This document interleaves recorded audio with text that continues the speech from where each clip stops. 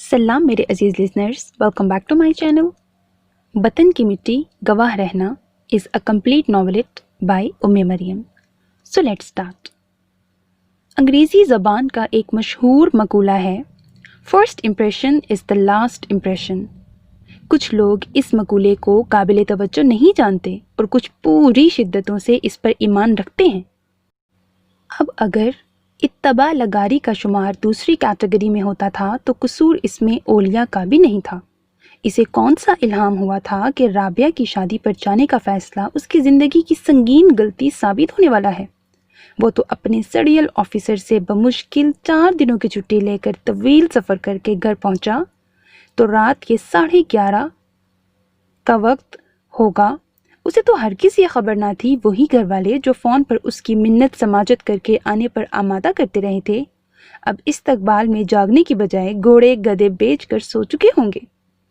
पूरे घर को नींद तारीकी और सन्नाटे में डूबा पाकर वो गुस्से में पांव पटकता हुआ अपने बेडरूम तक आया तो उसे अंदर से मुकफ्फल पाकर मज़ीद तप गया। एक लात बंद दरवाजे को रसीद करके पांव पटकता हुआ टीवी लाउंज में आ गया। गुस्से में लाइट ऑन किए बिना ही सोफे तक रसाई हासिल करना चाहिए तो पांव अंधेरे में जाने किस चीज से उलझा।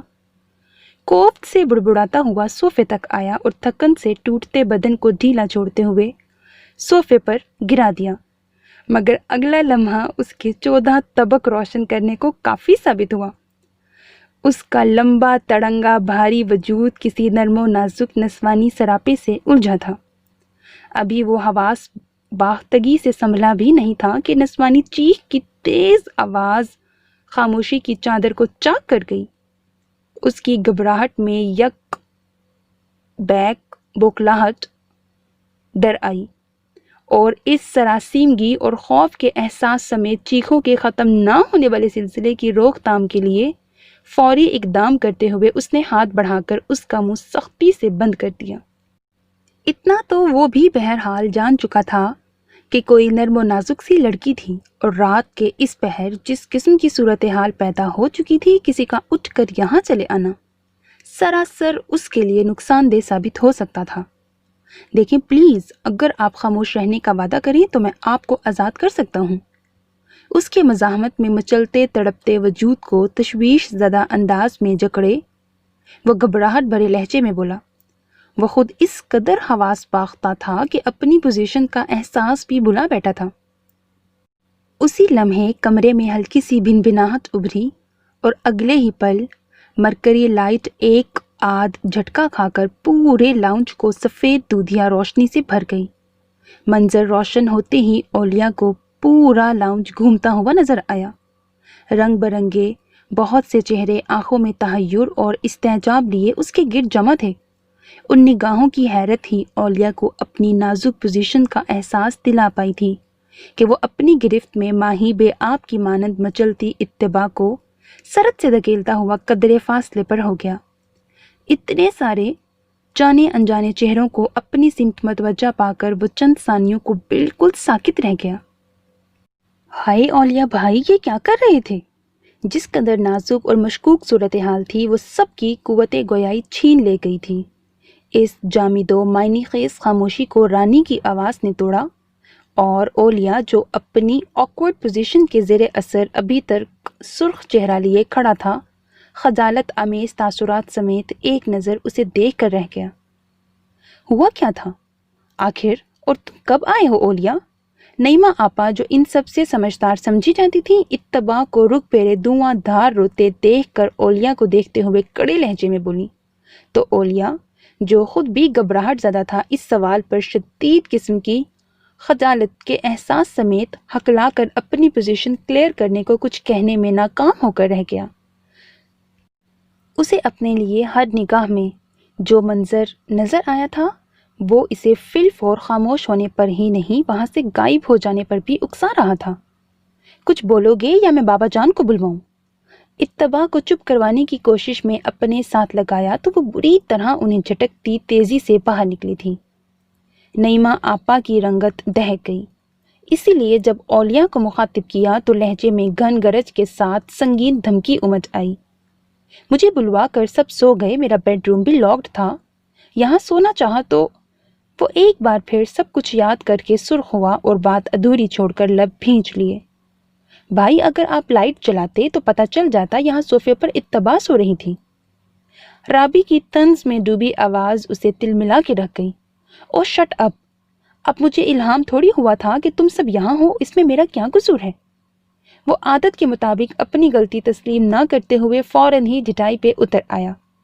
زیادہ دیر شرمندہ بھی نہیں رہ سکا کہ یہ سب اس کی طبیعت کا خاصا نہیں تھا، سو سارا الزام ان کے سر رکھتا ہوا انہیں سخت سست سنانے کھڑا ہو گیا۔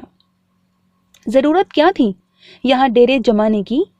آج تک ایسا ہوا کہ گھر کی لڑکیاں یوں بھیڑ بکریوں کے ریوڑ کی طرح لاؤنج میں بکھری پڑی ہوں؟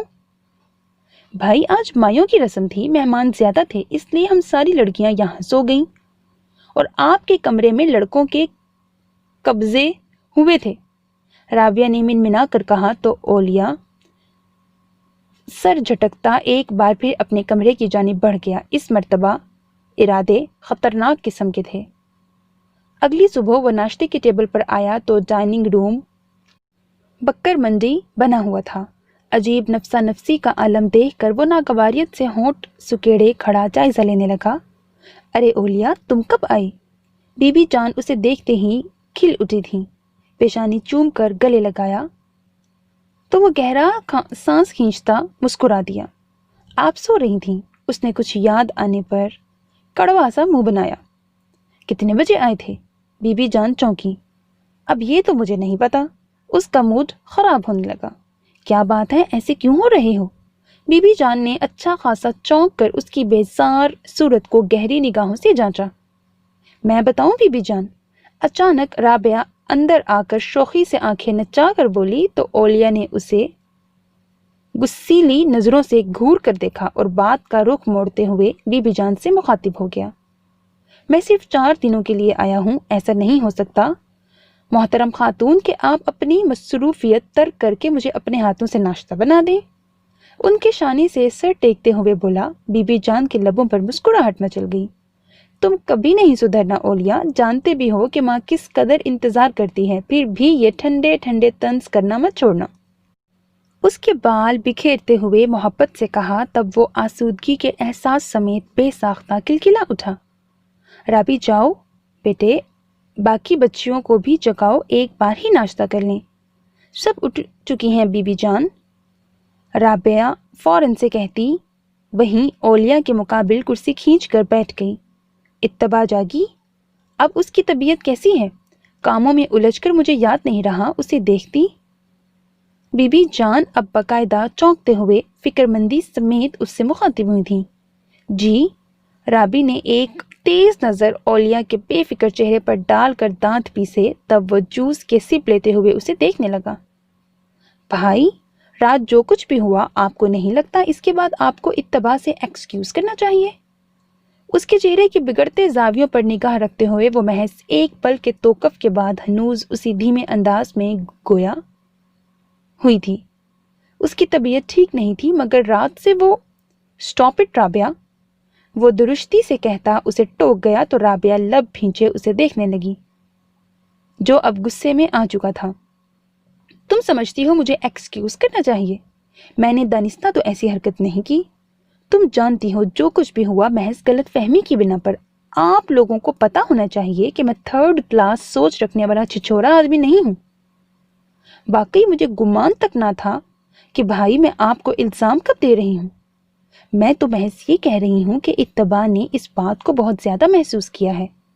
آپ جو کچھ کہہ رہے ہیں بس مجھے بھی اس پہ یقین ہے، لیکن اتباع اسے تو نہیں پتا ہے نا۔ آپ کو اس کے سامنے اپنی پوزیشن ضرور کلیئر کرنی چاہیے۔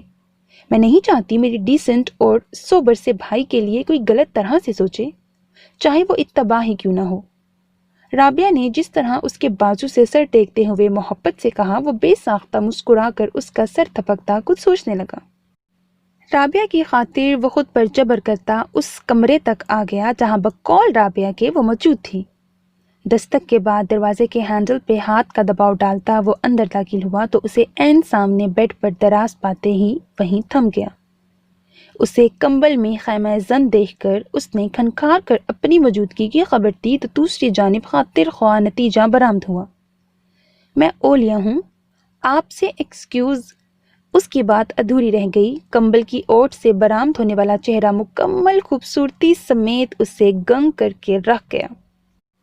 کمبل سے باہر آنے والا نوخیز دودھیا رنگت لیے اجلا چہرہ ناگواریت کی سرخی لیے گلابی ہوا تھا، یا بخار کی حدت سے گلاب کی پنکھڑیوں سے مشابہ ہونٹ جانے کس احساس سمیت بھنت سے گئے تھے۔ خوابناک گہری آنکھیں بھرپور تلخی سمیت اس پہ ٹکائے وہ سنبھل کر بیٹھ چکی تھی۔ اولیا کے ہونٹ بے ساختگی میں ستائش کے انداز میں سکڑے تھے۔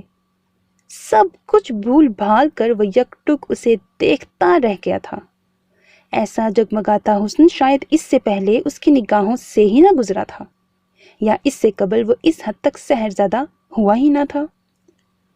آپ یہی کہنے کے لیے بلا اجازت میرے کمرے میں آئے ہیں؟ اس کی فضول حرکت کو نشانہ بناتے ہوئے وہ جس قدر تلخی سے کہہ سکتی تھی کہہ گئی۔ نہیں، وہ اچھا خاصا گڑبڑا کر رہ گیا، پھر قدرے توقف سے بولا تو خود پر قابو پا کر نارمل ہو چکا تھا۔ میں بلا اجازت نہیں، دستک دے کر آیا ہوں۔ انداز میں ازلی اعتماد اور شاہانہ پن تھا۔ دستک دی تھی لیکن میں نے اندر آنے کی اجازت ہرگز نہیں دی۔ اینی وے، اب آپ تشریف لے جائیے۔ اس کی کشادہ آنکھوں میں آنکھیں ڈال کر سرد ٹھہرے ہوئے لہجے میں کہتی وہ اس سے پوری ہستی سمیت ہلا کر رہ گئی۔ دیکھیے، آپ کو غلط فہمی۔ اندر امڑتے غصے کے ابال کو اس نے اندر ہی دبا کر مصالحانہ انداز میں کہنا چاہا تھا کہ وہ اسی تلخی و ترشی سمیت اس کی بات قطع کرتے ہوئے ڈانٹنے کے انداز میں بولی، بکواس بند کرو، کوئی بحث نہیں اور دفع ہو جاؤ۔ کیا کچھ نہ تھا مقابل کے لیے اس کے لہجے میں، نفرت، حقارت، تضحیک، مگر جو اس کے حسن نے اسے چند ثانیے قبل چاروں شانے چت نہ کر دیا تھا۔ وہ اس کے کمرے سے نکلا تو چہرہ غم و غصے کی زیادتی سے بے تحاشا سرخ ہو چکا تھا۔ کیا بات ہوئی بھائی؟ اتباع نے آپ کا ایکسکیوز قبول کر لیا؟ رابعہ یقیناً سن گن لینے کو آس پاس ہی منڈلا رہی تھی، اسے دیکھتے ہی بوتل کے جن کی طرح آن ٹپکی۔ اس نے خون آشام نگاہوں سے اسے گھورا۔ یہ لڑکی؟ اس نے دانت پیسے، پھر قدرے ہارے ہوئے انداز میں صوفے پر گرنے کے انداز میں بیٹھا۔ رابی، کون ہے یہ لڑکی؟ اس نے گہرے توقف سے اتباع کے کمرے کے بند دروازے کی سمت اشارہ کیا۔ کون؟ اتباع؟ رابی، جو حیرت بھری نگاہوں سمیت اس کا یہ انداز دیکھ رہی تھی، چونکی۔ اولیا نے محض سر ہلانے پر اکتفا کیا۔ چھوٹی پھپھو کی بیٹی ہے، کل ہی یہ لوگ شادی میں شرکت کے لیے یہاں پہنچے ہیں۔ اور اس نے گہرا سانس کھینچا اور آنکھیں موند کر خود کو نارمل کرنے لگا۔ بھائی، خیریت تو ہے نا؟ مجھے آپ کی طبیعت ٹھیک نہیں لگتی، رابعہ نے تشویش زدہ انداز میں کہتے ہوئے اس کے بازو پر ہاتھ رکھا۔ تب وہ بے ساختہ آنکھیں کھول کر اسے دیکھتا ہوا ہنس دیا۔ نہیں، طبیعت کو کچھ نہیں ہوا، البتہ دل۔ اس نے سینے پہ ہاتھ رکھا اور نگاہ اٹھا کر بند دروازے کو دیکھتا جیسے کھو سا گیا۔ سنو رابی، اگر اتباع لگاری تمہاری بھابھی بن جائے تو کیسا لگے؟ اس کا وجیح چہرہ انوکھے احساس سے تمتمایا، جبکہ رابعہ اپنی جگہ سے اچھل کر رہ گئی۔ ریئلی بھائی؟ اس کا چہرہ شدت جوش سے دہک اٹھا تھا۔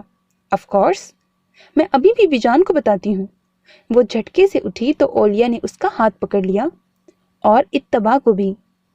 وہ اس کا تنتنا یاد کر کے مسکرایا، جبکہ رابعہ بے ساختہ ہنسی تھی۔ ڈونٹ وری بھائی، میں سب سنبھال لوں گی۔ وہ چٹکی بجا کر بولی تو اولیا کے ہونٹوں کی تراش میں آسودہ سی مسکراہٹ در آئی تھی۔ نیکسٹ سین۔ مجھے تو دوہری خوشی ہوئی ہے، ابھی بتایا ہے رابی نے۔ میں نے تمہارے بابا جان سے بھی بات کر لی، مہندی کے رسم کا ہلا گلا جاری تھا۔ وہ سفید شلوار پہ بلو قمیص پہنے اپنے چوڑے مضبوط سراپے اور نمایاں ہوتے قد سمیت ہر کسی کی توجہ کا مرکز بنا اترا رہا تھا، جب بی بی جان نے اچانک پیچھے سے آ کر اس کے وجود کو اپنی ناتواں باہوں میں سمیٹتے ہوئے خوشی سے لرزیدہ آواز میں کہا۔ وہ بے ساختہ ہنس دیا، پلٹا اور انہیں اپنی مضبوط باہوں میں سما لیا۔ اور بابا جان مان گئے؟ کیسے نہیں مانتے، اپنے بیٹے کی خوشی سے بڑھ کر، اور بھلا کیا ہوگا؟ انہوں نے مسکرا کر کہا تو اس کے اندر تک سکون اتر گیا۔ تھینکس بی بی جان، اب آپ جلدی سے پھپھو سے بھی بات کر لیں۔ اس نے ان کے گلے میں بازو حائل کر کے کہا تو بی بی جان اس کی چالاکی پہ ہنس پڑی. بڑی جلدی ہے. ایسی ویسی؟ اب تو میں بہت شدت سے ساتھی کی کمی محسوس کرنے لگا ہوں. رائل بلو خوبصورت سوٹ میں نقصق سے تیار بکھرتے حسن سمیت اس سمت آتی اتباع کو دیکھ کر وہ قدرے اونچی آواز میں اسے سنا کر بولا تو جواباً اتباع کے چہرے پر درشتی جھلک آئی. نیلا رنگ تم پر بہت جچتا ہے. اسے وہیں سے پلٹتے دیکھ کر وہ سرعت سے اس کے راستے میں حائل ہوتا ہوا نگاہوں میں دلچسپی اور شوق کا جہاں آباد کیے مسکرا کر بولا تو اتباع نے دل ملا کر اسے تیز نظروں سے گھورا. آپ کو یہ بتانے کی ضرورت کہ مجھ پہ کون سا کلر سوٹ کرتا ہے؟ ایسی بات کر کے آپ ہمارا دل تو نہ توڑیں. آپ کو کیا خبر ہم نے اتنے مختصر سے عرصے میں کیا کچھ سوچ ڈالا ہے. اس کا سجا سورا دلکش روپ اس کے حواس چھین رہا تھا. وہ بہکتے ہوئے انداز میں بولا. اتباع نے اس کی چمکتی سیاہ آنکھوں کی معنی خیزیت کو پا کر اشتعال آمیز خفگی سے اسے گھورا اور کترا کر نکل گئی جبکہ وہ مسکراتا ہوا اس کی پشت پر بکھرے سیاہ ریشمی بالوں کو دیکھتے ہوئے گنگنانے لگا تھا. ہم چھین لیں گے تم سے یہ شان بے نیازی. نیکسٹ سین. بارات کے استقبال کے بعد کولڈ ڈرنک اور مٹھائی پیش کی جا چکی تھی. اب نکاح ہو رہا تھا. اولیا آف وائٹ 3 پیس سوٹ میں اپنی مقناطیسی شخصیت کی چارم سمیت باراتی مہمانوں کی توجہ کا خاص مرکز بنا قدرے بے نیاز دکھائی دے رہا تھا.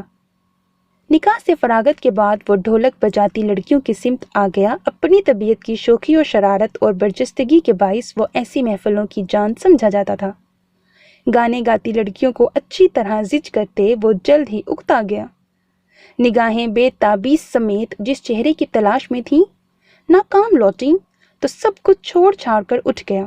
ارادہ تھا رابعہ کے کمرے میں جھانکنے کا. وہ آخری پناہ گاہ تھی جہاں اس کی موجودگی کا امکان غالب تھا. وہ جان چکا تھا وہ اس سے کترا رہی ہے. وہ جس قدر بیزار تھی اولیا اسی حد تک بے چین ہو رہا تھا. محض 24 گھنٹوں کے اس مختصر عرصے میں اس نے اسے اپنانے کا جو فیصلہ کیا تھا وہ اس پہ مضبوطی سے قائم تھا. اپنی ہی سوچوں میں گم وہ سیڑھیوں کے موڑ پہ اچانک مخالف سمت سے آتے وجود سے بری طرح ٹکرایا اور خود سے ٹکرا کر گرتی اتباع کو بچانے کے لیے بے اختیار تھام کر سہارا دے ڈالا. خود کو سنبھال کر سیدھا ہوا تو دل اس کے نازک دلکش پیکر کو اپنے حصار میں پا کر انوکھی ترنگ میں جھوم اٹھا. گولڈن کلر کے انتہائی سٹائلش لباس میں وہ خود بھی سنہری سنہری سی ہو رہی تھی. پور شوق لو دیتی نگاہوں سے اس کے دہکتے رخساروں کی سرخی مخفی نہ رہ پائی جو یقیناً اس تصادم کی عطا کردہ تھی. لب سختی سے بھینچتی وہ تیزی سے نکل جانے کو تھی جب اولیا بازو پھیلا کر ریلنگ پہ رکھتا ہوا اس کا راستہ روک گیا. یہ کیا بدتمیزی ہے؟ سبھی پیشانی پہ لا تعداد شکنے لیے وہ زہر خنثی لہجے میں بولی تو اولیا اس کے سراپے پہ بھرپور مسکراتی نگاہ ڈالتا قدم بڑھا کر ایک زنا اوپر آتے ہوئے مزید اس کے قریب آ گیا. اتباع نے اس کی جرت کے اس شاندار مظاہرے پہ قدرے گھبرا کر پہلے اپنے پیچھے دیوار کو اور پھر اپنے اور اس کے سامنے چند انچ کے فاصلے کو بے بسی کی نگاہ سے دیکھا. کسی بھی وقت کوئی بھی وہاں آ سکتا تھا. آخر یہ شادی کا گھر تھا. یہ سوچ ہی اسے مشتعل کر گئی کہ وہ اس کے حوالے سے ایک بار پھر موضوع گفتگو ٹھہرے. جب ہی بولی تو لہجے میں اندر کی تمام تلخی سمٹ آئی تھی. ہٹو راستے سے. ایک ایک لفظ چبا کر کہتے اس کے اندر میں کہیں بھی کوئی گنجائش نہیں تھی مگر وہ اولیا ہی کیا جو اتنی سی بات پہ بد دل ہو کر راہ بدل لے. جب ہی اثر لیے بنا بڑے عاشقانہ انداز میں بولا تھا راستہ چھوڑنے کی بات نہ کرو اتباع لگا رہی. ہاں اسی راستے پہ اکٹھے چلنے کی بات. Shut up. اس کی بات قطع کر کے وہ دھاڑی تو اولیا برا منائے بغیر اس کی بے بسی سے ہنس اٹھاتا ہوا ہنس پڑا. پھر یوں ہی ہنستے ہوئے ہاتھ بڑھا کر اس کے کان میں جھولتے بڑے سے جھمکے کو ہولے سے چھو کر گنگنایا تو اتباع اس کی بے باکی کے اس اعلیٰ ترین مظاہرے پر حق دک رہ گئی۔ فوراً ہوش میں آتے ہوئے اسے دوسری سمت دھکا دیتے ہوئے اس کا بس نہیں چل رہا تھا کہ وہ اسے شوٹ کر دے۔ غضب خدا کا، شادی والے گھر کی گہما گہمی پر دھیان دیے بغیر وہ کس دھڑلے سے اسے بیچ راہ میں روکے رومانس بگار رہا تھا۔ اوکے، فی الحال مان لیتا ہوں، لیکن تم بھی دھیان رکھنا، یہ آرڈر۔ وہ اندھا دھن سیڑھیاں پھلانگتی اپنے ہی لباس سے الجھ رہی تھی۔ نیکسٹ سین، تمہارے سوا کچھ نہ چاہت کریں گے کہ جب تک جئیں گے محبت کریں گے۔ گٹار سنبھالے وہ نغمہ گا رہا تھا۔ تمام ینگ جنریشن اس کے گرد گھیرا ڈالے کھڑے تھے، جبکہ اس کی تمام تر توجہ کا مرکز اتباع لگاری تھی، جو اپنی مما، چھوٹی پھپھو اور بی بی جان کے ساتھ محو گفتگو تھی۔ اورنج سوٹ میں اس کا لشکار مارتا دودھیا رنگت کا نکھار نگاہ کو بہکانے کا باعث بن رہا تھا۔ وہ اپنی جگہ سے اٹھی اور چلتی ہوئی اندر آ گئی۔ رافعہ بھائی، آپ کو بی بی جان بلا رہی ہیں۔ اسے یکسر نظر انداز کیے وہ رافعہ سے مخاطب تھی۔ اولیاء کی شوخ گہری نگاہیں اس کا بہت تفصیلی جائزہ لے رہی تھیں۔ اتباع واپسی کو مڑی تو اولیاء نے اچانک پاؤں پھیلا کر راستہ بلاک کر دیا۔ اتباع، جو اس سے کم از کم اس قسم کی فضول حرکت کی توقع نہیں کر سکتی تھی، جھٹکا کھا کر گرتے گرتے بچی اور پلٹ کر شعلہ بار نظروں سے اسے دیکھا۔ اس پر مستی سوار تھی۔ مخبول نگاہوں سمیت اسے تکتا ہوا وہ اتباع لگاری کو اپنی اس بے باکی کے باعث کھولا کے رکھ گیا۔ تم شدتی غیظ سے وہ کچھ بول ہی نہ پائی۔ اولیاء کو لگا جیسے وہ سخت روحان سی ہو چکی ہو۔ اس کے باوجود وہ اسے زج کرنے سے باز نہیں آیا تھا۔ اسے تو اتباع لگاری کی موجودگی کا نشہ، اپنے اطراف میں موجود نفوس کی موجودگی کا احساس بھی بھلا گیا تھا۔ کچھ پوچھا تھا میں نے تم سے؟ گٹار رکھ کر وہ اب اس کے مقابل کھڑا اس کی بے بس نم آنکھوں میں جھانکتا ہوا بولا۔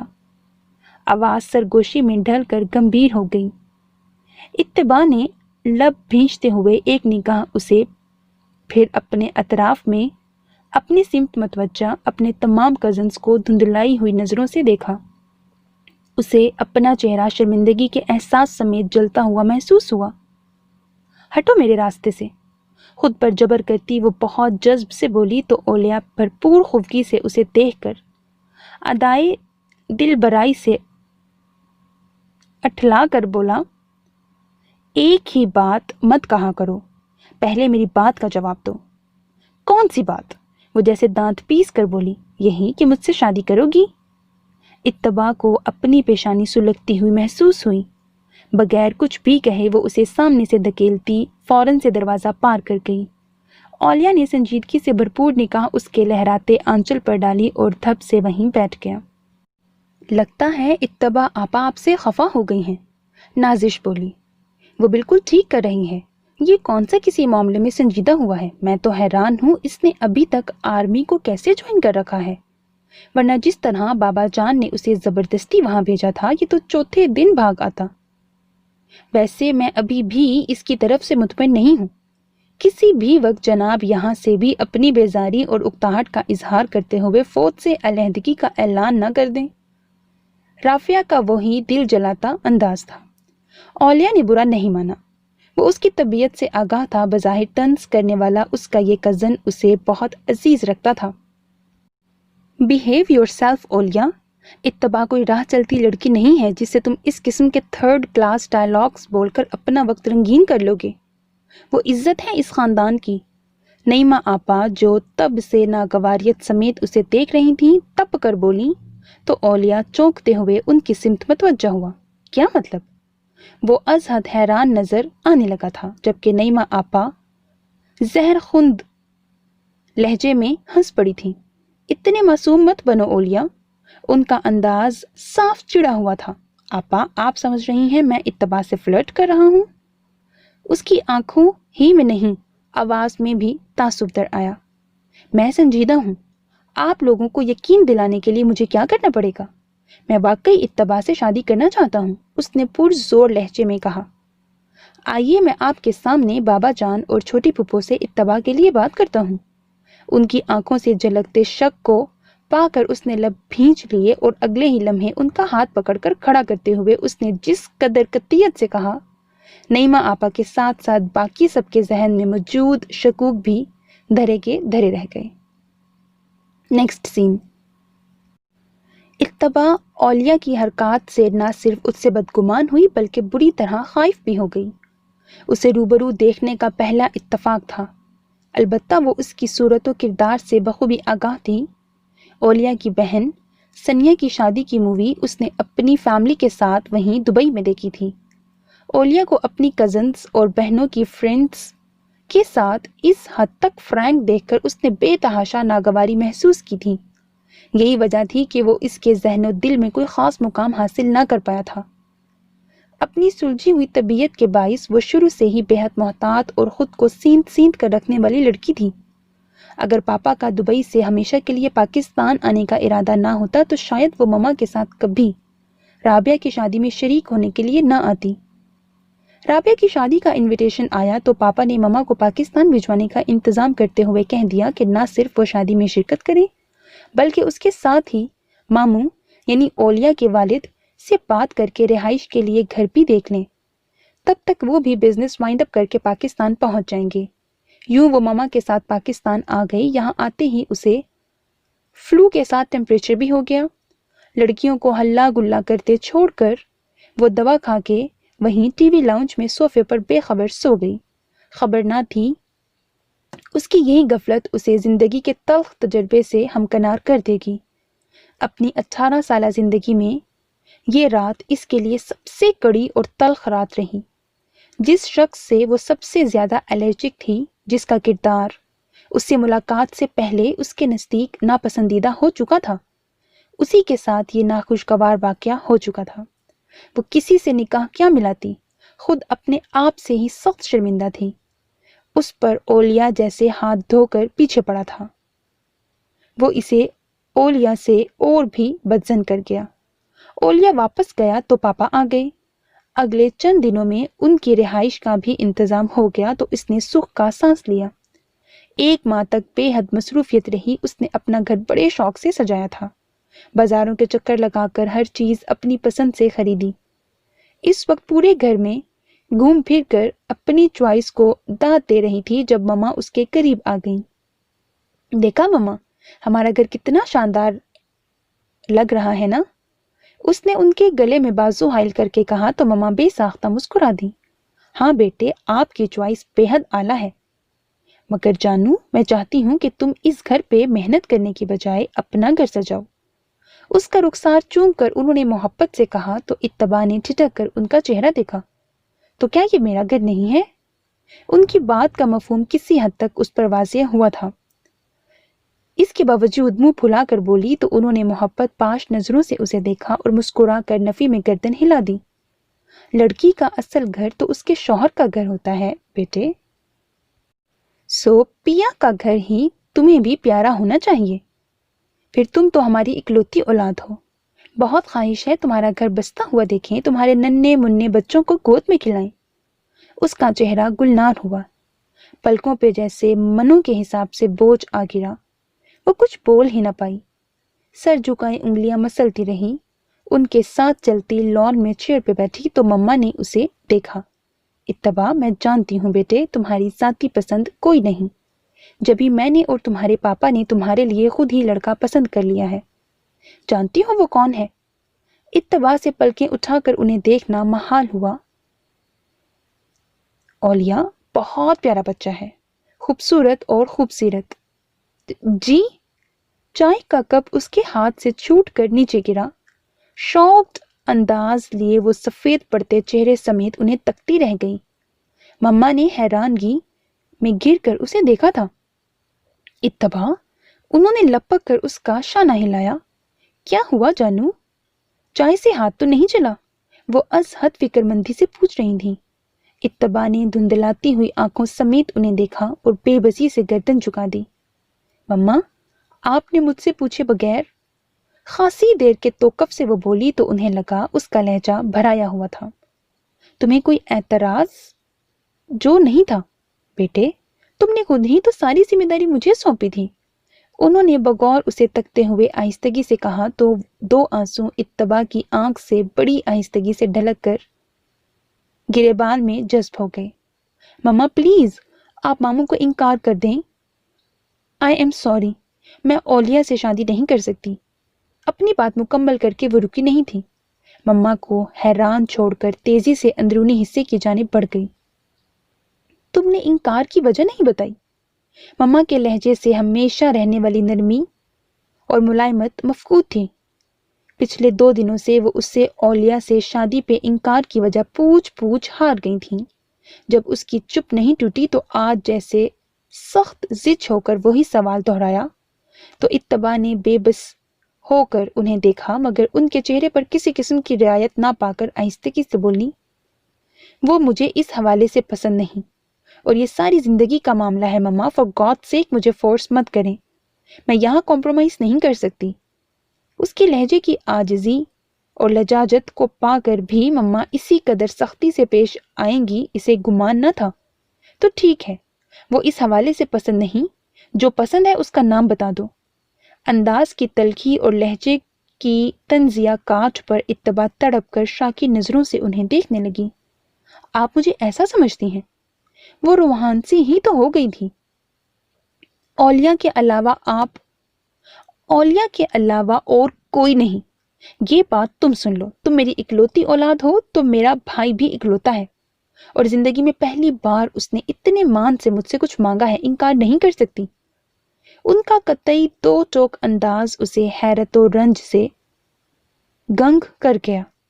اسی رات جب پاپا اس کے کمرے میں آئے تو اتباع سر پہ دوپٹہ جماتے ہوئے بری طرح سے سٹپٹا کر اٹھ کھڑی ہوئی۔ مجھے بلوا لیا ہوتا پاپا جان۔ ان کی گہری نگاہوں کو اپنے روئے روئے سے ستے چہرے اور ورم آلود پپوٹوں پر جمے دیکھ کر اس نے منمنا کر کہا، ساتھ ہی شاکی نگاہ مما پر ڈالی جو اب قدرے لا تعلق سی نظر آ رہی تھیں۔ اٹس اوکے، بیٹھو تم۔ ان کے لہجے کا ٹھہراؤ اور رسانیت اتباع کے دل کی دھڑکنوں کو مدھم کرنے لگا۔ آپ کی طبیعت ٹھیک ہے؟ انہوں نے ایک بار پھر اس کے چہرے کا بغور جائزہ لیا۔ جی، وہ جھکے ہوئے چہرے کو مزید جھکا کر بولی، تمہاری مما جو کہہ رہی ہیں وہ سچ ہے؟ ان کا لہجہ نرمی و شفقت سے معمور ہونے کے باوجود اتباع کو بہت گرا محسوس ہوا۔ پاپا، اس کے ہونٹ کانپے اور آنکھوں کی سطح گیلی ہو گئی۔ اولیاء ہر لحاظ سے بہترین لڑکا ہے بیٹے، ہمیں آپ کے انکار کی وجہ سمجھ نہیں آئی، لیکن میں سمجھتا ہوں اگر بچے کو کہیں غلط پائیں تو بڑوں کو ان کی رہنمائی ضرور کرنی چاہیے، نہ کہ تباہی کی سمت بڑھنے کے لیے آزاد چھوڑ دینا۔ ان کی بھاری مدھم آواز ایک تسلسل سے اس کی سماعتوں میں اتر رہی تھی۔ آپ سمجھ رہی ہو بیٹے ہم کیا کہہ رہے ہیں؟ اس کی آنکھوں میں نمی گہری ہو چکی تھی اور گلے میں آنسوؤں کی تلخی گھلنے لگی تھی۔ آپ کا انکار ہمارا سر جھکا سکتا ہے، بلا شبہ عزت دینے والی ذات اسی بزرگ و برتر ہستی کی ہے، مگر بسا اوقات ہمارے رشتے ناتے بھی ہماری عزت و ذلت کا باعث بن جایا کرتے ہیں۔ بے شک یہ مالک دو جہان کی آزمائش ہوا کرتی ہے۔ آپ کو انکار ہے تو خدارا ہمیں وجہ ضرور بتائیں تاکہ انہیں انکار کرنے کی وجہ ہمارے پاس موجود ہو۔ ٹھہرا ہوا دھیما لہجہ، تھکا انداز، اس کے حلق میں کچھ اٹکنے لگا۔ کچھ بھی کہے بنا اس نے محض اسبات میں سر ہلا کر اپنا اندیہ دے ڈالا تھا۔ اولیاء کی آمد کے متعلق جانتے ہی وہ یکدم پرجوش سی ہو گئی۔ ابھی آخری امید باقی تھی، وہ کسی طور اتنی آسانی سے ہار ماننا نہیں چاہتی تھی۔ نیکسٹ سین۔ اولیاء کی آمد کے متعلق جانتے ہی وہ یکدم پرجوش ہو گئی۔ ابھی آخری امید باقی تھی، وہ کسی طور اتنی آسانی سے ہار ماننا نہیں چاہتی تھی۔ اتباع نے ہی اسے فون کر کے ملنے کا کہا تھا۔ دوسری جانب وہ حیرت و غیر یقینی سے ساکت ہو گیا۔ میں اس پر یقین نہیں کر سکتا کہ تم ہی مجھ سے مخاطب ہو۔ خاصی دیر بعد وہ بولا تو لہجہ از حد حیرت سموئے ہوئے تھا۔ اتباع نے مزید بات کرنا مناسب نہیں سمجھا، ریسیور رکھ کر پلٹی تو مما کو حیرت بھری نگاہوں سے اپنی جانب تکتا پا کر اس پر گھڑوں کے حساب سے پانی پڑ گیا۔ خجالت اور شرمندگی کے احساس سے وہ فوراً سے وہاں سے اپنے کمرے میں جا گھسی تھی، اور اب وہ مقررہ وقت پر اس کے سامنے تھا۔ سیاہ بڑی چادر میں خود کو اچھی طرح چھپائے وہ جس سمے لرزیدہ وجود سمیت وہاں پہنچی تو اولیاء پہلے سے اس کا منتظر تھا۔ اسے دیکھ کر معنی خیزی سے مسکراتا ہوا اٹھ کر کھڑا ہو گیا۔ اب اس بات کی کیا ضمانت ہے کہ تم میری اتباع ہی ہو؟ شوخ متبسم نگاہوں سے اسے تکتا ہوا وہ اسے چھیڑنے سے باز نہ آیا۔ واضح اشارہ اس کے حجاب میں چھپے چہرے کی سمت تھا۔ اتباع لمحہ بھر کو سن سی ہو گئی۔ میری اتباع، اس کے دل نے ایک نفرت سی محسوس کی۔ یہ زیادتی ہے اتباع، اتنے دنوں بعد تمہیں دیکھنے کے خیال سے میں ساری رات سو نہیں پایا اور تم اتنی لمبی چوڑی چادر، خیر کم از کم چہرہ تو کھولو۔ ہلکی سی جھنجھلاہٹ لیے کہتا وہ ہاتھ بڑھا کر حجاب ہٹانا چاہتا تھا کہ اتباع بدک کر دور ہوئی۔ اپنی حدود پہ رہے مسٹر اولیاء، وہ سرد لہجے میں پھنکار کر بولی تو اولیاء کا فریش مسکراتا ہوا چہرہ لمحہ بھر کو پھیکا سا پڑ گیا۔ حدود؟ وہ سر جھٹک کر ہنسا اور پھر ہنستا ہی چلا گیا۔ بہت اچھی طرح اپنی حدوں سے واقف ہوں، مستقبل کی مسز اولیاء آفریدی۔ تمہاری یہی خوش فہمی دور کرنے آئی ہوں۔ کان کھول کر سن لو، میں تم سے شادی نہیں کرنا چاہتی۔ بہتر یہی ہے سیدھے سیدھے انکار کر دو۔ اس کا کٹیلا لہجہ اولیاء کے بے فکرے خوش باش چہرے کے تمام تر لاؤبالی پن کو اگلے ہی لمحے سرد سپاٹ تاثرات میں ڈھال گیا۔ تمہیں اندازہ ہے اتباع تم کیا کہہ رہی ہو؟ اس کے لہجے میں کچھ ایسا تھا کہ اتباع اگلے کئی ثانیوں تک بول نہ پائی، مگر جب بولی تو لہجہ ہنوز کٹیلا پن لیے ہوئے تھا۔ ہاں اچھی طرح جانتی ہوں۔ اگر تمہیں یقین نہیں تو میں پھر دہرا دیتی ہوں کہ میں تم سے شادی نہیں بس۔ اولیاء نے گرا کر کہا۔ اس کے وجیح خوبرو چہرے سے عجیب سے تاثرات جھلکے جنہیں وہ کوئی نام دینے سے قاصر رہی۔ کون ہے وہ؟ مجھے بتاؤ، ملنا چاہوں گا میں اس سے۔ ٹھہرا ہوا بے حد گمبھیر اور بیگانہ سا لہجہ اتباع کو ساکت کر گیا۔ کون؟ وہ بری طرح چونکی۔ وہی جس کے لیے تم مجھے ٹھکرا رہی ہو۔ وہ اسے نہیں دیکھ رہا تھا، البتہ لہجہ وہی تھا۔ پہلے تو اتباع سمجھی نہیں اور جب سمجھ پائی تو ہتے سے اکھڑ گئی۔ بہت گھٹیا سوچ ہے آپ کی۔ آپ کا کیا خیال ہے کسی کو انکار کی وجہ بس یہی ہو سکتی ہے؟ ہر کسی کو اپنے جیسا سمجھ رکھا ہے۔ انداز کا تناؤ اور طنز چھپائے نہ چھپا، جبکہ اولیاء جو ضبط کی انتہا کو چھوتا لب بھینچے بالکل خاموش اس کے جواب کا منتظر تھا، اس کے یوں پھٹ پڑنے پر بری طرح چونک کر اسے دیکھتا رہ گیا۔ یو مین وہ کوئی نہیں ہے؟ وہ ابھی تک حیران تھا۔ ہاں کوئی نہیں، میں کسی بھی ایسے شخص سے شادی کر لوں گی جو تمہارے علاوہ ہوگا، بس تم نہیں۔ وہ سخت نروٹھے پن سے بولی تو اولیاء نے طویل سانس کھینچتے ہوئے خود کو ڈھیلا چھوڑ دیا۔ تم نے تو مجھے ڈرا کے رکھ دیا تھا۔ مجھے لمحوں میں محسوس ہوا جیسے… خیر چھوڑو۔ وہ سر جھٹک کر مسکرایا اور کرسی کی بیک سے سر ٹیکتے ہوئے نیم و آنکھوں میں ڈھیروں جذبے سموئے اسے دیکھتا رہا۔ اتباع دانتوں پہ دانت جمائے گویا اپنا ضبط آزماتی رہی، پھر پینترا بدلتے ہوئے بولی تھی، میں اگر کچھ مانگوں تو دو گے؟ ایسا وقت یقیناً اس پہ کڑی آزمائش تھا، مگر وہ ہر صورت اس سے نجات چاہتی تھی، چاہے اس بے حس شخص سے بھیک کی صورت ہی ملتا۔ اولیاء ششدر رہ گیا۔ میرا سب کچھ تمہارا ہے اتباع، مانگنے کی ضرورت کیا ہے؟ حق سمجھ کر لے لو۔ محبت پاش نظروں سے اسے دیکھتا وہ اسے بھرپور مان دے رہا تھا۔ اتباع کے حلق تک زہر بھرا مگر خود پر کنٹرول کیے بیٹھی رہی۔ مجھ سے دستبردار ہو جاؤ بس، مجھے اور کچھ نہیں چاہیے۔ وہ کتنے اطمینان سے اس کی ذات کے پرکھچے اڑا کے رکھ گئی۔ اولیاء کا چہرہ دھواں دھواں ہو اٹھا۔ اتباع نے اسے لب بھینچ کر نگاہ کا زاویہ بدلتے دیکھا۔ ان کے درمیان موت کا سا سناٹا در آیا۔ اتباع نے بہت ضبط سے یہ کٹھن وقت برداشت کیا۔ وہ اس کی بھاری قدرے بھینچی ہوئی آواز سن کر چونکی۔ Okay fine. وہ عجیب دل گرفتہ انداز میں پھیکی سی ہنسی ہنسا اور اسے دیکھ کر بولا، اگر تم مجھ سے شادی نہیں کرنا چاہتی تو ٹھیک ہے مت کرو، مگر میں تمہارے بغیر جینے کا تصور بھی محال سمجھتا ہوں۔ میں خود کو شوٹ کر لوں گا۔ وہ جذباتیت کی انتہاؤں کو چھوتے ہوئے اتباع کو ہتھے سے اکھاڑ گیا۔ کسی لڑکی کی خاطر خود کو شوٹ کر لو گے؟ ایک سپاہی ہوتے ہوئے ویری فنی، کیا اسپرٹ ہے۔ اس کا لہجہ بھرپور طنز کی آمیزش لیے چبھتا ہوا تھا۔ وہ زہر خند سے لہجے میں ہنسی تو اولیاء کا چہرہ متغیر ہو گیا، جبکہ وہ تمسخرانہ نظروں سے اسے تکتی مزید حقارت سے بولی تھی۔ مجھے اندازہ تو تھا کہ تم ایسے ہو، مگر آج ثبوت بھی مل گیا۔ اولیاء نے سر اٹھا کر اسے دیکھا اور لب سختی سے بھینچ لیے۔ اتباع کی آنکھوں سے ہی نہیں، چہرے سے بھی تعصب جھلکا۔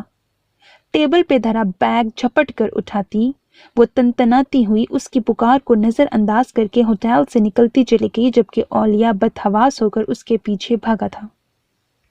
نیکسٹ سین۔ اس کی سمت سے مایوس ہو کر اتباع نے خود کو حالات کے سپرد کر دیا۔ منگنی کی تقریب اعلیٰ پیمانے پر منعقد کی گئی تھی۔ جس وقت ڈیپ مہرون اور اورنج کے حسین امتزاج سے بنے اسٹائلش لباس میں میچنگ کے زیورات سے سجائی اتباع کو لا کر اس کے مقابل سٹیج پر بٹھایا گیا تو جیسے قدرت کی کوئی حسین تخلیق مکمل ہو گئی۔ بلیک ڈنر سوٹ کے ساتھ سرخ ٹائی لگائے، اپنے اونچے لمبے مضبوط شاندار سمیت سراپے کی تمام تر کشش سمیت وہ بے حد شاندار نظر آ رہا تھا۔ ہر نگاہ میں اس کے لیے ستائش تھی، مگر اس کی نگاہوں کی تمام تر ستائش اتباع کے لیے جھلک رہی تھی۔ اس کی شوخ ادائیں اور خوش مزاجی عروج پہ تھی۔ انگ انگ سے جھلکتی سرشاری اس کے بھرپور اطمینان کی گواہ تھی۔ اتباع کا دل بوجھل ہونے لگا۔ جس وقت وہ اسے رنگ پہنا رہا تھا، اتباع کو اپنا وجود ناگواری کے حصار میں گرتا محسوس ہوا۔ اتباع، بہت محبت کرتا ہوں تم سے۔ اگر میری طرف سے کوئی زیادتی محسوس کرو تو میری محبت کی خطا سمجھ کر معاف کر دینا پلیز۔ وہ جھکا، سرگوشی سے ذرا بلند آواز میں گویا تھا۔ اتباع کا دل نہیں چاہا اسے دیکھنے کا۔ یوں ہی بے حس بنی بیٹھی رہی تو اولیاء نے اپنا سر مزید جھکاتے ہوئے اس کی پیشانی سے ہلکا سا ٹکرایا تھا۔ اوئے، ابھی تک خفا ہو؟ اتباع نے نگاہ اٹھائی، اسے اپنی سمت روشن مسکراتی نظروں سے دیکھتے پا کر دل عجیب بے ہنگم سے انداز میں دھڑکا تو گھبراہٹ میں تیزی سے پیچھے کی جانب سرک گئی۔ جواباً اس کا زندگی سے بھرپور قہقہا فضا میں بکھر گیا۔ وہ ان نرم گرم نگاہوں سے کچھ اس حد تک بدحواس ہوئی تھی کہ ثنیہ آپی سے کہہ کر مما کو وہاں بلوا کر اپنے کمرے میں جانے کی رٹ لگا لی تھی۔ واپس جانے سے قبل وہ اتباع سے ملنے چلا آیا۔ اتباع اس کی آمد کی اطلاع پا کر کمرے میں ہی مقید ہو گئی۔ مما کی زبردست ڈانٹ کے بعد بھی اس کے پاس آنے کی بجائے کچن میں جا گھسی، مگر وہ بھی اولیاء تھا، گویا اس کی خوشبو سونگھتا وہاں تک چلا آیا۔ تو تم مجھ سے شرمانے لگی ہو؟ اچھی تبدیلی ہے ویسے۔ بھاری آواز پہ وہ بدحواس ہو کر پلٹی تو اسے روبرو پا کر ناگواریت سے بولی تھی۔ خوش فہمی کچھ خاص اچھی عادت نہیں۔ اولیاء کھل کر ہنسا اور حظ لیتے ہوئے بولا، یہ ایک خوبصورت بیماری ہے۔ انسان خوش رہتا ہے جیسے مجھے یہ خوش فہمی لاحق ہے۔ ٹھہرا ہوا گمبھیر لہجہ، شوخ انداز، اتباع کے جسم کا سارا خون سمٹ کر چہرے پر آ گیا۔ ہاتھوں پیروں میں سنسناہٹ سی دوڑ گئی، پورا وجود جیسے جل اٹھا تھا۔ اس درجے بے باکی لیے اظہار وہ کانوں کی لوؤں تک سرخ پڑتی فوراً سے باہر جانے کو لب کی تو اولیاء نے اس سے بھی زیادہ پھرتی کا مظاہرہ کرتے ہوئے اس کا ہاتھ گرفت میں لے لیا۔ نیکسٹ سین۔ کاکول سے اس کی پوسٹنگ اسلام آباد ہوئی تو سب سے زیادہ اتباع کو پریشانی کا سامنا کرنا پڑا۔ اب وہ ہر تیسرے دن اس کے ہاں پایا جانے لگا۔ اس روز بھی وہ آیا ہوا تھا۔ اتباع نے اپنے کمرے سے آواز سنی اور سوتی بن گئی۔ اولیاء خاصی دیر انتظار کرتے رہنے کے بعد گیا تو خاصا بجھا ہوا تھا۔ ضروری شاپنگ کا خیال لیے مارکیٹ تک گیا۔ بوتیک سے کپڑے خریدنے کے بعد وہ گاڑی کی سمت بڑھا ہی تھا کہ اچانک اسے اپنا بازو جلتا ہوا محسوس ہوا۔ فوراً سے پلٹتے ہی مزید 2 گولیاں اس کے شانے اور بازو میں آ لگی تھیں۔ وہ کون تھے اور کیوں اسے نشانہ بنا گئے تھے؟ وہ کچھ نہیں جانتا تھا۔ شل ہوتے اعصاب سمیت اس نے درد کی آگ کو پورے وجود میں پھیلتے محسوس کیا اور حواس کھوتے ہوئے لڑکھڑا کر پورے قد سمیت نیچے جا گرا۔ لمحوں میں اس کے سفید کپڑے خون سے رنگین ہو گئے۔ تاریک ہوتے ذہن کے ساتھ آخری خیال اسے اتباع لگاری کے حوالے سے ستا گیا تھا۔ اولیاء کے زخمی ہونے کی خبر مما نے فون پر سنی تھی اور اسے بتائے بغیر ہی اداس چہرہ لیے عجلت بھرے انداز میں ہسپتال چلی گئیں۔ اتباع کو ملازمہ سے مما کے متعلق استفسار کرنے پر پتہ چلا تو ایک پل کو عجیب سا سناٹا پورے وجود میں پھیل گیا۔ وہاں سے ہٹ کر وہ اپنے کمرے میں آ کر بھی کتنی ہی دیر تک گم سم بیٹھی رہی۔ وہ اولیاء کے متعلق سوچنا نہیں چاہتی تھی، مگر دھیان کے پردے پہ تمام عکس اسی کے جھل مل کر رہے تھے۔ زندگی سے بھرپور کہے شوخ فکرے اور وہ جذبے لٹاتی متبسم نگاہیں۔ اس میں شک نہیں تھا کہ وہ اس رشتے سے راضی نہیں تھی اور اپنی سی پوری کوشش بھی کی تھی کہ وہ اولیاء کا نصیب نہ بننے پائے، مگر اب جیسے اس نے خود کو تقدیر کے سامنے سرنڈر کر دیا تھا۔ بس وہ خائف تھی تو اس کی غیر سنجیدہ عادت کے باعث آرمی میں کیپٹن کی اہم پوسٹ پر فائز ہونے کے باوجود وہ ملک و قوم کے لیے کچھ کر گزرنے کی بجائے اس پہ جان چھڑکنے، اس سے عشق و عاشقی کے قصے چھیڑے رہتا تھا، جو کم از کم اتباع کو سوائے کوفت کے کچھ نہیں دیتے تھے، جبکہ خود اتباع کو ملک کے بگڑے حالات، دہشت گردی، آئے روز ہونے والی وارداتوں پہ جو تشویش اور افسردگی محسوس ہوتی تھی، اس سے وہ بات پورے وثوق سے کہہ سکتی تھی کہ اس کے دل میں پاکستان کے لیے اولیاء سے زیادہ سافٹ کارنر ہے۔ اولیاء کی لاؤبالی اور غیر سنجیدہ فطرت نے اسے از حد مایوس اور دل برداشتہ کیا تھا۔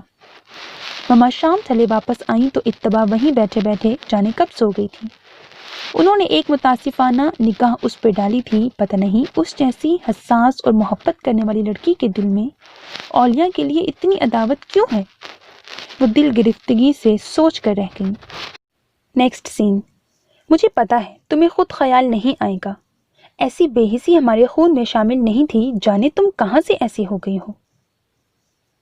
وہ پاپا کے لیے چائے بنا رہی تھی جب انہوں نے سر پہ چادر اوڑھتے ہوئے کمرے میں قدم رکھتے ہی گہری طنز سمیت اسے مخاطب کیا تو اتباع سوالیہ نگاہوں سے انہیں تکنے لگی۔ پتہ نہیں کیوں اب وہ اکثر ہی اس سے خفا سی نظر آتی تھی۔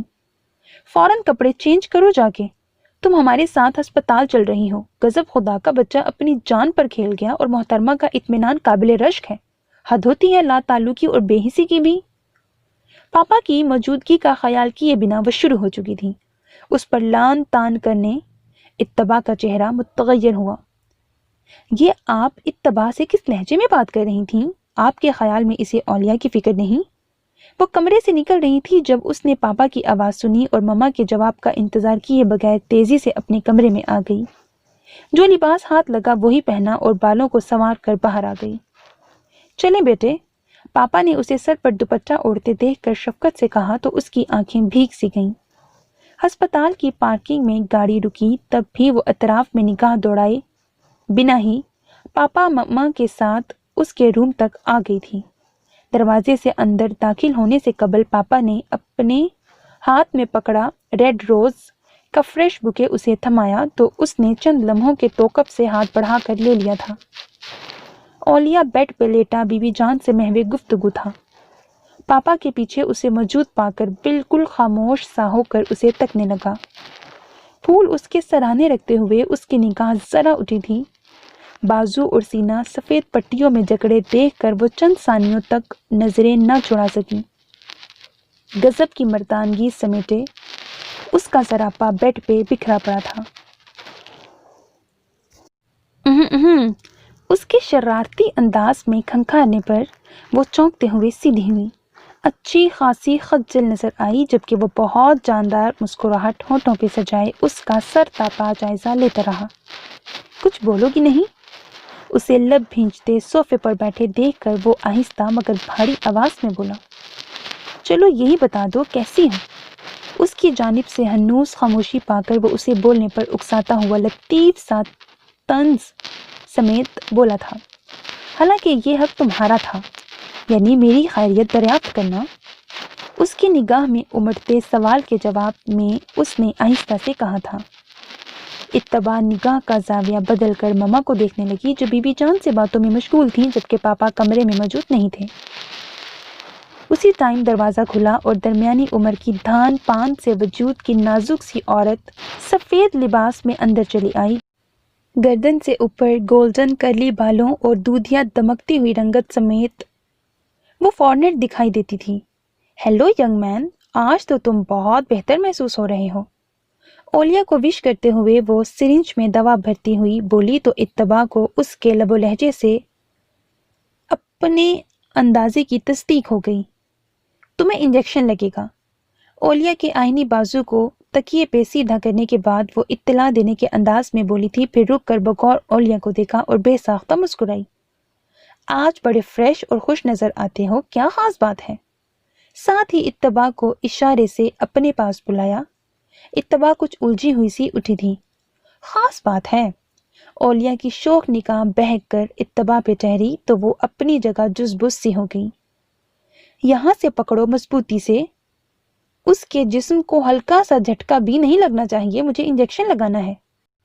اس کے حکم پہ اتباع متذبذب سی ہو کر ہونٹ کچلتے ہوئے وہیں جمی رہی۔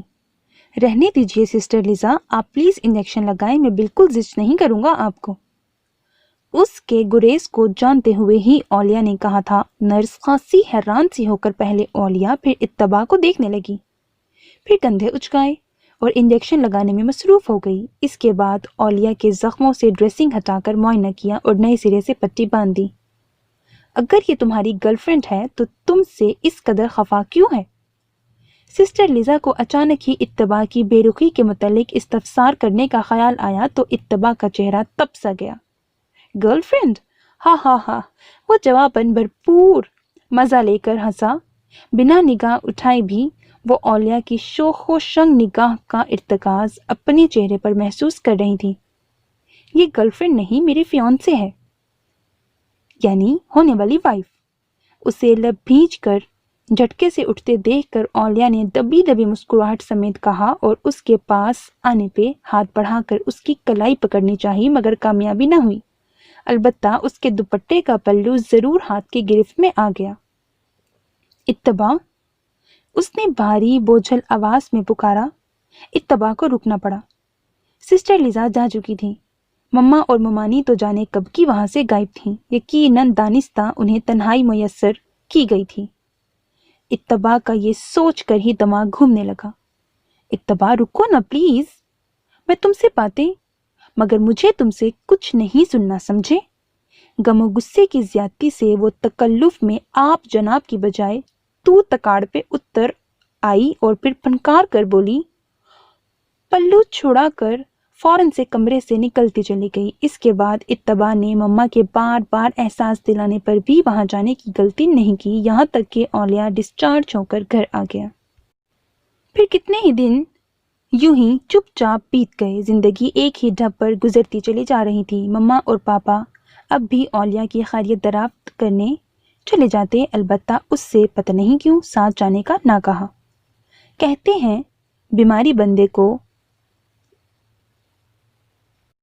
زد و رنج اور چڑچڑا کر دیتی ہے۔ بالکل صحیح۔ اب دیکھو نا، جیسے میں انتہائی بے دلی سے یہ سوچنے پر مجبور ہوا ہوں تمہیں شاید کبھی بھی مجھ سے محبت نہ ہو۔ وہ آتے ہی اس کے سر پر سوار ہوا تھا۔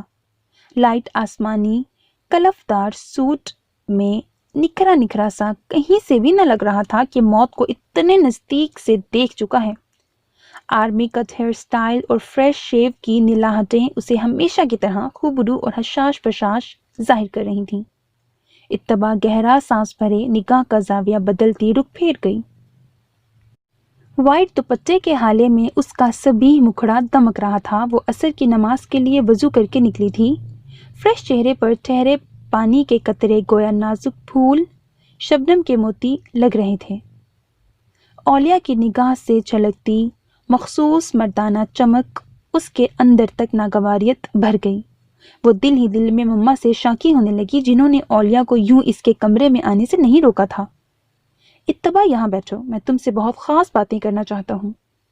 کڑھائی کے لباس میں وہ اپنے ترشے ہوئے دلکش پیکر سمیت اس کی آزمائش بنی کھڑی تھی۔ بے داغ حسین چہرے پر جو کرختگی اور سختی تھی وہ محض اس کی موجودگی کے باعث تھی۔ مجھے نماز پڑھنی ہے، برائے مہربانی آپ تشریف لے جائیے۔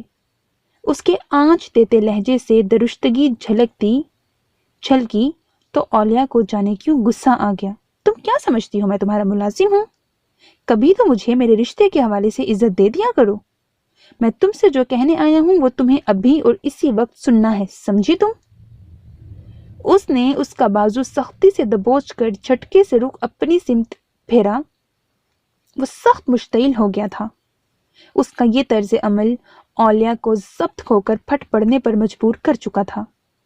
اتباع اس کے اس قدر شدید رد عمل پر ششدر سی رہ گئی۔ اس کا بازو ہنوز اولیاء کی آہنی گرفت میں جکڑا ہوا تھا۔ چھوڑے مجھے، سن رہی ہوں آپ کی بات۔ دانت پیس کر اپنا بازو چھڑانے کی کوشش میں ناکام ہو کر وہ بھرائے ہوئے گلے سمیت بولی تو اولیاء نے آہستگی سے دھکیلنے کے انداز میں اسے بیڈ پر پٹک دیا۔ ہماری انگیجمنٹ کو 6 ماہ ہو چکے ہیں، میں شادی کرنا چاہتا ہوں اور اس بار تم کوئی فضول ضد نہیں باندھو گی۔ وہ اس کی جھلک پڑتی خوفزدہ آنکھوں سے نظریں چراتا ہوا کڑے لہجے میں بولا تو اتباع نے جھٹکے سے سر اونچا کر کے اسے دیکھا تھا۔ یہ آپ کی بھول ہے، میں اتنی جلدی کبھی شادی نہیں ہونے دوں گی۔ دیکھتے ہیں کس میں کتنا دمخم ہے، وہ چیلنجنگ انداز میں کہتا باہر نکلا تو اتباع ہاتھوں میں چہرہ ڈھانپے بے بسی سے رو پڑی۔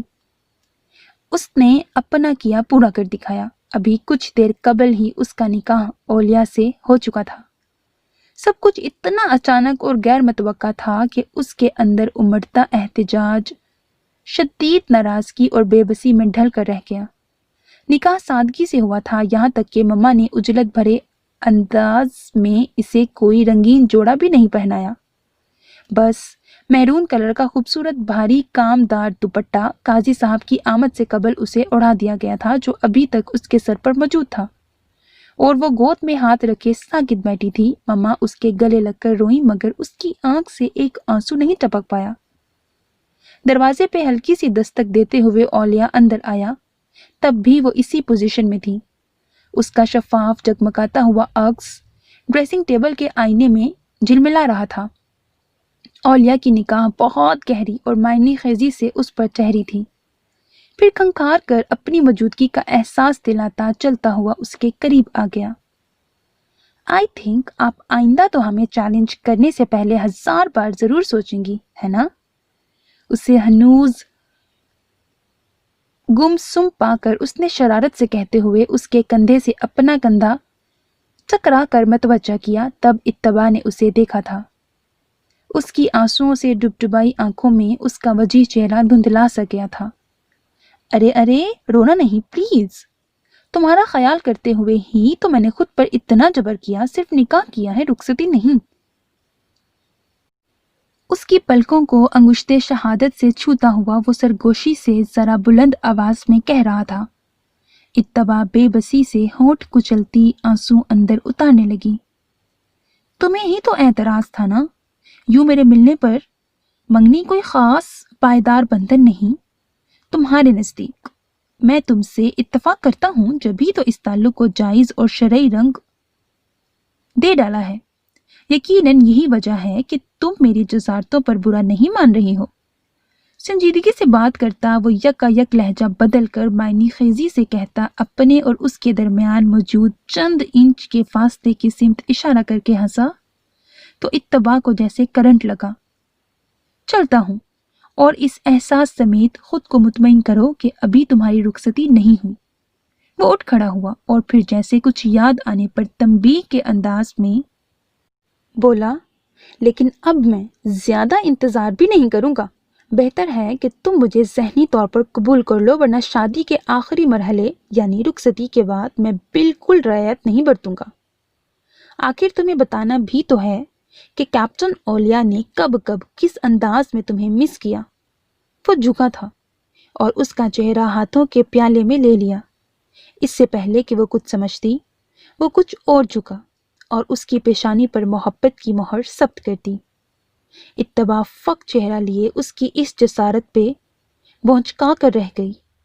بے حد گہری پرشوق نظروں میں اس کا یہ دلکش روپ سموتا وہ مسکراتا ہوا پلٹا اور کمرے سے نکل گیا، جبکہ اتباع کو خود کو سنبھالنے میں بہت دقت محسوس ہوئی تھی کہ پیشانی پہ وہ لمس پوری شدتوں سمیت اپنا احساس بخش رہا تھا۔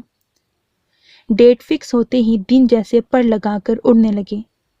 وہ مایوں کی رسم ادا کرنے کا دن تھا اور اس کا دل بے انتہا بوجھل ہو چکا تھا، جبکہ اس کے برعکس اولیاء کسی فاتح جرنل کی مانند گردن اکڑائے خوب کہے بکیر رہا تھا۔ چونکہ دونوں کی رسم اکٹھی ہونی تھی، یہ بھی اولیاء کی ہی خواہش تھی جس کا احترام کیا گیا، جبکہ اتباع نے تو کسی بات میں دخل دینا یا احتجاج کرنا ہی چھوڑ دیا تھا۔ اس کے اندر تو عجیب خاموشیاں در آئی تھیں۔ پیلے لباس اور پھولوں کے زیورات پہنا کر اتباع کو تیار کر دیا گیا تھا، مگر ابھی رسم ہونے میں کچھ دیر تھی۔ ڈھولک کے ساتھ گانے گاتی لڑکیوں کی آواز اس تک بخوبی پہنچ رہی تھی۔ بی بی جان مٹھائی لیے منتظر تھیں۔ اس کا منہ میٹھا کرواتے ہی رابعہ نے اس کی داہنی کلائی پر رنگین دھاگوں اور گوٹے سے سجا باندھ دیا۔ اسی وقت رافع اس کا موبائل ہاتھ میں لیے اسٹیج پر آیا۔ یار اتنی جلدی تھی یہاں آنے کی کہ اپنا فون وہیں کمرے میں چھوڑ آئے۔ اگر میں کسی کام سے نہ جاتا تو یہ یوں ہی بجتا رہتا۔ موبائل اس کی سمت بڑھاتے ہوئے وہ چھیڑنے سے باز نہیں آیا۔ اولیاء جو جواب میں شوخ فکرہ اچھالنا چاہ رہا تھا کہ اسکرین پہ روشن نمبر کو دیکھتے ہی یکدم الرٹ سا ہو کر فون کی سمت متوجہ ہو گیا۔ سر، یس سر، یس سر، اوکے سر، ڈونٹ وری سر۔ اس کی بھاری آواز اس شور و ہنگامے میں بھی اپنی جگہ بنا رہی تھی۔ دھیرے دھیرے آس پاس موجود نفوس اپنی باتیں کرتے اس کی سمت متوجہ ہوئے۔ نو سر، میرے لیے ہر کام سے اہم میری ذمہ داری ہے۔ جی سر، گڈ بائی سر۔ اس نے سیل آف کیا اور اپنی سمت متوجہ اپنے عزیزوں کو دیکھا تھا۔ کون تھا اور کیا کہہ رہا تھا؟ بی بی جان نے اس کے سپاٹ چہرے کو تکتے ہوئے تشویش زدہ آواز میں پوچھا تو اس نے موبائل جیب میں رکھتے ہوئے ان سے نگاہ چرائی۔ کچھ نہیں بی بی جان، آئی ایم سوری، مجھے اس وقت کسی کام سے جانا ہے۔ مگر کہاں اور کیوں؟ جبکہ تو جانتا ہے تیری بی بی جان۔ انہیں اس حد تک خوف زدہ اور متحوش دیکھ کر وہ انہیں شانوں سے تھام کر اپنے مقابل کرتا ہوا رسانیت سے بولا تھا، میں لوٹ آؤں گا بی بی جان، پرومس، شادی سے پہلے آ جاؤں گا، ابھی جانے دیں۔ انہیں چھوڑ کر وہ سٹیج کی سیڑھیاں پھلانگتا نیچے اترتا چلا گیا۔ رافع نے ایک نگاہ سب کے فکر مند چہروں پر ڈالی اور فوراً سے اس کے پیچھے لپکا۔ سرحدوں پہ دشمن کی چھیڑ چھاڑ کوئی نئی بات نہیں ہے رافع، مگر اب کی بار معاملہ کچھ سنگین نوعیت کا ہے، مجھے فی الفور واپس جانا ہے۔ رافع کے استفسار پہ وہ جو عجلت بھرے انداز میں بیگ میں چیزیں رکھ رہا تھا مصروفیت ترک کیے بنا بولا تو رافع چند ثانیوں کو ساکت رہ گیا۔ کچھ نہیں کہنا رافع، کیونکہ تمہارے کہنے سے میں رکوں گا نہیں۔ اسے کچھ کہنے کو منہ کھولتے دیکھ کر اولیاء نے ہاتھ اٹھا کر ٹوکا تو رافع پھیکے سے انداز میں ہنس پڑا۔ میں جانتا ہوں، مگر اولیاء بی بی جان انہیں کیا کہیں گے؟ اولیاء نے ایک نظر اسے دیکھا اور بیگ اٹھاتا اس کے قریب آ گیا۔ آف کورس انہیں سچ بتانا پڑے گا، اور ہاں، ان کا خیال رکھنا میں نے خدا اور اس کے رسول صلی اللہ علیہ وآلہ وسلم کے بعد تمہارے حوالے کیا۔ اس کے شانے پر اپنا وزنی ہاتھ رکھ کر کہتا وہ تیزی سے باہر نکل آیا۔ لیونگ روم کے سامنے سے گزرتے اس کے قدم ٹھٹکے تھے، یقیناً وہ ابھی تک یہیں تھی۔ کچھ سوچتا ہوا وہ قدم بڑھاتا دروازے کے قریب آ گیا، ہینڈل پر دباؤ ڈال کر دروازہ دھکیلا اور اندر داخل ہو گیا۔ لڑکیوں کے جھرمٹ میں وہ تھکے تھکے انداز میں بیٹھی تھی، اس پہ نگاہ گئی تو ایک پل کو حیران نظر آئی۔ ایکسکیوز می، مجھے اتباع سے تنہائی میں کچھ بات کرنی ہے۔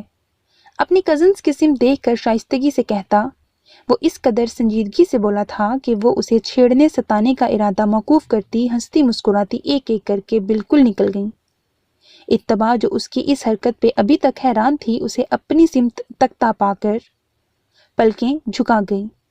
اتباع، تمہیں یقیناً میرا اس طرح آنا برا لگا ہوگا، آئی ایم سوری، آخری خطا سمجھ کر معاف کر دینا کہ میں ہمیشہ تمہارے حوالے سے اس دل کے ہاتھوں بہت بے بس رہا ہوں۔ عجیب پیاسی نگاہوں سمیت اس کے دلکش روپ کو تکتے ہوئے وہ بہت مدھم آواز میں کہنے لگا تھا، ہماری شادی نہیں ہو رہی، شاید کبھی ہو بھی نہیں۔ یہی چاہتی تھی نا تم؟ यकीनन बहुत दुआएं मांगी होंगी। वो अजीब से अंदाज में हंसा तो इत्तबा ने ठिठकते हुए नाफहम नजरों से उसे देखा। उसकी निगाहों का मफहूम समझते हुए वो गहरा सांस खींचकर वजाहत देते हुए बोला था, मुझे हंगामी तौर पर वापस बुलाया गया है। यकीनन मुल्क की सलामती को खतरा लाहक है। महाज पर जाने से कबल मैं तुमसे अपनी तमाम जसारतों और खताओं की माफ़ी मांगना चाहता हूँ। उसने आहिस्तगी से कहते हुए उसके सामने दोनों हाथ जोड़ दिए। इत्तबा का दिल बहुत वहशत भरे एहसास समेत धड़धड़ाया। वो जिसे समझकर भी समझने से कासिर आंखें फाड़े टुकर टुकर उसे तकती चली गई। इत्तबा प्लीज, दिल में गुंजाइश पैदा करते हुए मुझे माफ कर दो। हो सकता है मैं लौटूं भी नहीं। इत्तबा ने तेजी से धुंधलाई आंखों में सहम कर उसे देखा, मगर वो उसकी सिमत मतवज्जा नहीं था। अपनी जेब टटोलता हुआ कुछ तलाश कर रहा था। उसकी तलाश खत्म हुई। जेब से हाथ निकाला तो खाली नहीं था। मखमली केस पे निगाह डालकर वो उसे देखता हुआ फीके से अंदाज में मुस्कुराया। ये तुम्हारे लिए रोनमाई गिफ्ट खरीदा था। इरादा था शादी की रात खुद तुम्हें पहनाऊंगा। अगर बुरा ना लगे तो प्लीज इसे रख लो। सोने के बहुत खूबसूरत 2 कंगन हाथ में लिए वो उसकी मासूमियत भरी खूबसूरती से निगाह चुराता बहुत दिक्कत से कह रहा था। इत्तबा जैसे कुछ सुन ही नहीं पाई। उसे तो इस इंकशाफ ने शॉक्ड कर डाला था। औलिया उसके इस अंदाज से जाने क्या समझा। कुछ देर मुंतजिर निगाहों समेत उसे तकते रहने के बाद कंगन वापस जेब में रखते हुए बेदिली से मुस्कुरा दिया। Don't mind, it's okay. वो जैसे ही वापसी के इरादे से पलटा, इत्तबा तड़प कर होश की दुनिया में लौट आई। वो सिसक कर उसके बाजू से लिपटी थी और बुरी तरह रो दी। औलिया तो हैरत में डूब गया। इत्तबा, वो जब्त के कड़े मराहिल तय करता हुआ भारी आवाज में फकत यही कह सका। वो तहय्युर सा गैर यकीनी से तकता खुद को यकीन दिलाने में नाकाम था। आया ये इत्तबा ही है? इत्तबा? उसके लब कांपे थे। औलिया, वो सिसकी। मत जाओ औलिया, रुक जाओ, प्लीज ना जाओ, मेरी खातिर। वो यकीनन हवासों में नहीं थी। दोनों हाथों में उसका बाजू जकड़े उसी बाजू से चेहरा टिकाकर बिलखती हुई वो क्या कह रही थी और क्यों? वो हैरत की ज्यादती के बाइस गंग सा रह गया। ये दीवानगी, ये मजनूनाना अंदाज, ये खुद सुपुर्दगी किसी अनोखे जज्बे से यार जाने की कहानी चीख चीख कर सुना रहे थे।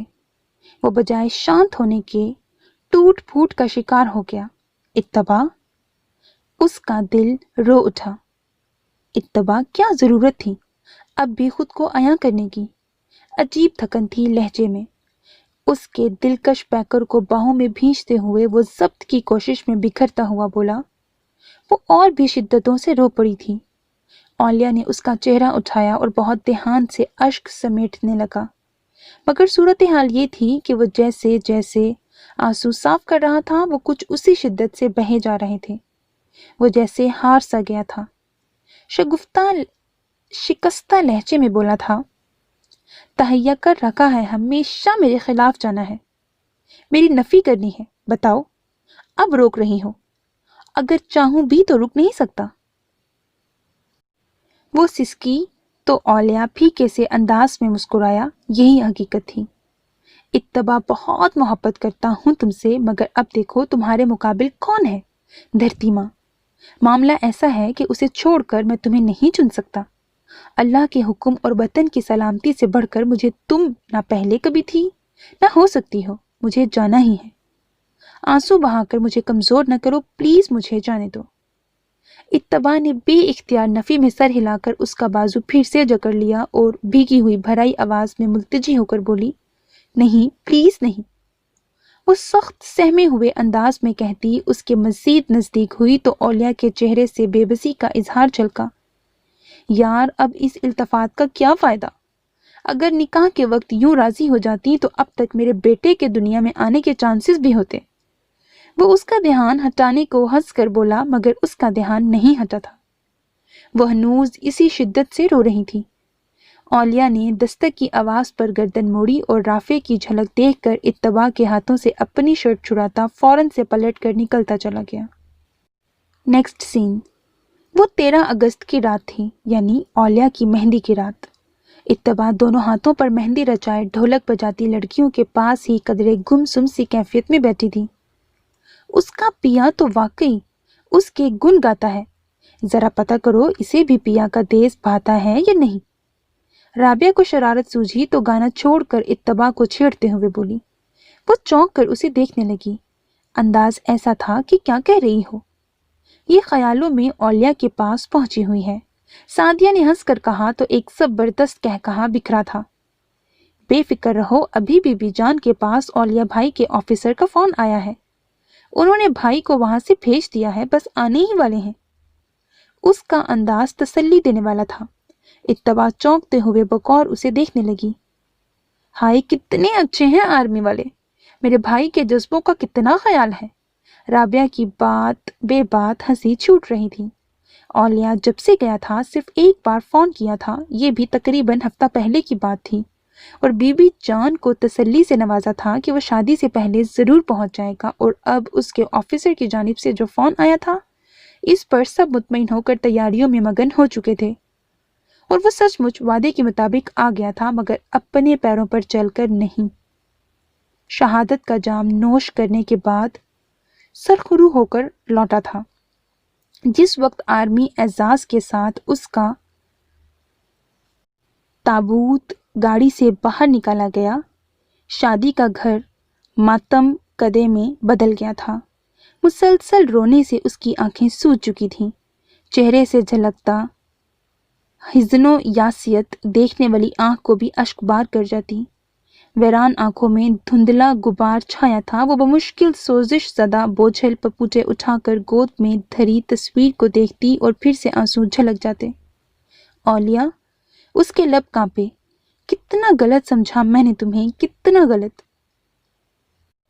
تم وہ تو نہیں تھے۔ وہ سسکی اور بے قرار سی ہو کر اس کی تصویر پر لب رکھ دیے۔ تمہیں شادی کی جلدی تھی، اس نے سسک کر سوچا۔ آنکھوں کی دہلیز سے پھیلتی نمی اولیاء کی تصویر کے فریم کو جکڑے گلاس کو دھندلا کرتی رہی۔ تم مجھے پانا چاہتے تھے اور میں، اس نے کانپتے ہاتھوں سے تصویر سینے سے بھیجی۔ وہ زاروں کی طرح رونے لگی، اسے اب رونا ہی تھا۔ پتہ نہیں یہ جدائی کے ملال کے آنسو تھے یا تاسف و رنجیدگی کے۔ وہ جانتی تھی وہ اولیاء کی شدید خواہش تھی، ایسی خواہش جو تشنا رہ گئی تھی، حسرت بن گئی تھی۔ وہ یہ بھی نہیں جانتی تھی کہ وہ کس غم پہ رو رہی ہے، اولیاء کی تشنا خواہش پہ یا اپنی نارسائی کے احساس پہ۔ کتنی عجیب بات تھی، اسے اپنی محبت کا احساس اس وقت ہوا تھا جب جدائی راستہ روک کر کھڑی ہوئی تھی۔ اسی سمے وہ اس سے ملنے آیا تھا۔ وہ اس تلمسی لمحے کی گرفت میں جکڑ کر اپنا آپ ہار چکی تھی۔ وہ لمحہ جو ٹھہرنے کے لیے آیا تھا، یہ اس کی محبت کا اعتراف ہی تھا کہ وہ اس کے یوں جانے کی خبر پا کر تڑپ گئی تھی۔ وہ جو وطن کی محبت کے بڑے بڑے دعوے کیا کرتی تھی، وہ اپنی محبت کے ہاتھوں کس درجے بے بس ہو کر اسے روکنے کی کوشش کر رہی تھی۔ اور وہ شخص جس نے کبھی کوئی دعویٰ نہیں کیا تھا، وہ وقت آنے پر کس انداز میں اپنی محبت کی پیشانی پہ فتح و کامرانی کی مہر ثبت کر گیا تھا۔ وقت ٹھہرا نہیں تھا، حالانکہ اسے یوں ہی گمان ہوتا تھا جیسے اس کی زندگی کی طرح وقت بھی تھم سا گیا ہے۔ عصر کی نماز کے بعد وہ بیڈ گراؤنڈ سے ٹیک لگا کر بیٹھ گئی تھی۔ بے بسی اور غم کے خطیر آنسو دائیں بائیں گرنے لگے تھے۔ تبھی دروازے پہ آہٹ پا کر وہ سیدھی ہو کر بیٹھی۔ رابعہ کو اندر داخل ہوتے دیکھ کر اس نے تھکے تھکے انداز میں سر جھکا لیا۔ رابعہ سست روی سے چلتی قریب آ رکی۔ اتباع، اس کی آواز گھٹی گھٹی سی تھی۔ اتباع نے سرخ آنکھوں سمیت لمحہ بھر کو اسے دیکھا اور نگاہ کا زاویہ بدل لیا۔ یہ بھائی کا خط ہے، تمہارے نام۔ بی بی جان اور پھپھو کہہ رہی تھیں ابھی تمہیں نہ دوں، لیکن بھائی نے کچھ اس انداز میں تاکید کی ہے کہ میں ان کی خواہش کو جھٹلانے کا حوصلہ نہیں پاتی۔